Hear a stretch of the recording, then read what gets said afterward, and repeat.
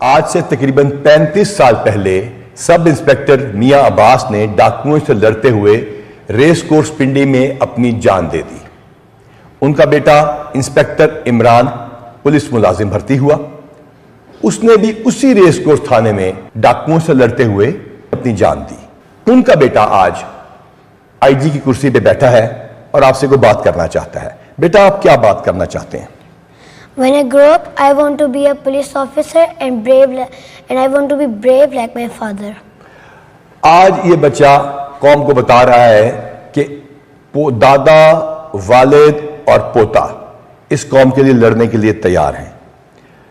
Police افسروں اور جوانوں، command اور کانسٹیبلری میں آج کوئی فرق نہیں ہے۔ آپ کے بچوں کی تعلیم، تربیت، جو بیمار ہیں ان کا علاج، ان کی اسکالرشپس، یہاں تک کہ آپ کی ہر وہ نیڈ جو بیماری کی صورت میں آپ کو آئے گی، جو اس زمین کے اوپر اللہ تعالیٰ نے علاج رکھا ہوگا، وہ کیا جائے گا۔